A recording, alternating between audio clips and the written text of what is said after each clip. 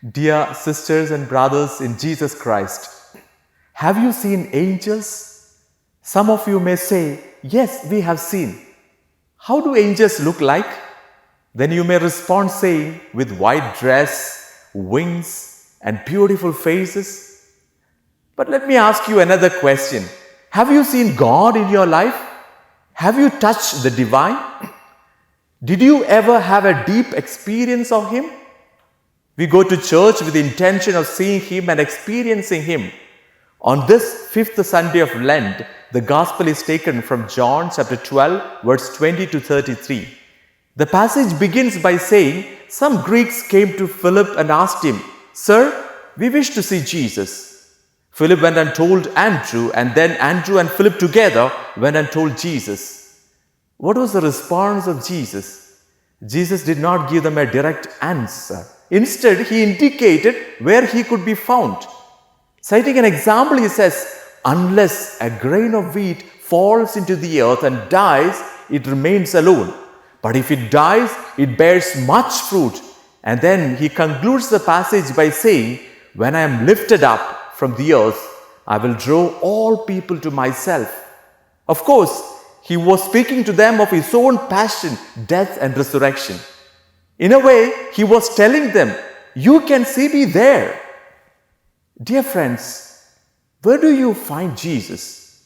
The Second Vatican document, the Constitution on the Sacred Liturgy, Sacrosanctum Concilium Article 7, reminds us that Christ is always present in His church, especially in her liturgical celebration.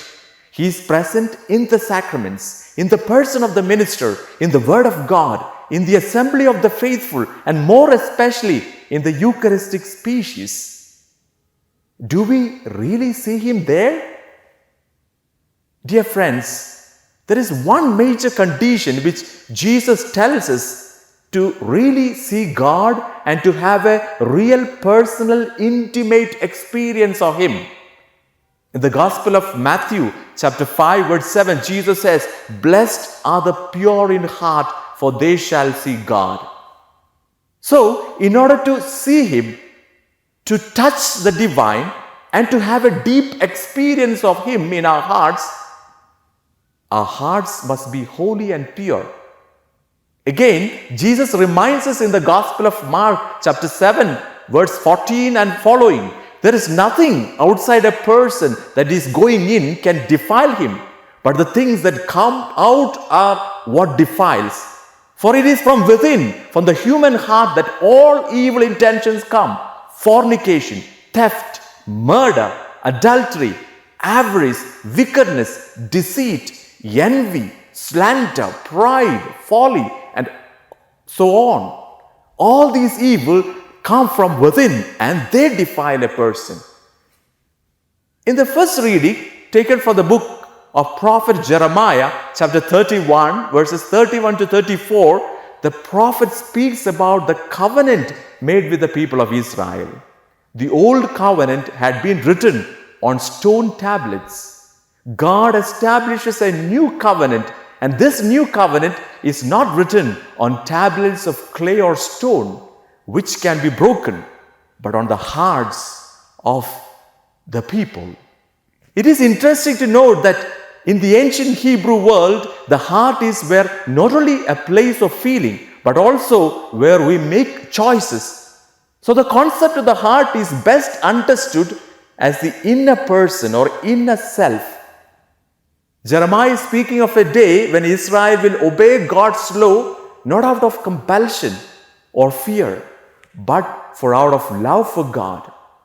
Israel's desire to be faithful and obedient will spring not from external restrictions, but from within. The passage of the new covenant provided comfort in the face of despair or hope from a continued relationship with God amid exile. So we are called to establish this new covenant where we find Him in the heart-to-heart colloquy and dialogue. If our hearts are pure and holy, we will encounter Him face to face in this new covenant. So, dear friends, you know now where to look for Jesus and how to encounter Him. Seek and you will find. Seek Him in the Eucharist, where He gives Himself completely to us. Look for Him on the crucifix, where He gives His life for us. Seek Him in the sacraments through which we receive our salvation. Look for Him in the Word of God, wherein He speaks to us. Look for Him in the minister and among the people of God, because He promised, where 2 or 3 are gathered in my name, I am there in the midst of them. Again, in the final judgment, He identified Himself with the poor, the sick, the imprisoned, and so on. So, dear friends, let the rest of the days of this Lenten season help us to have a deeper experience of Him.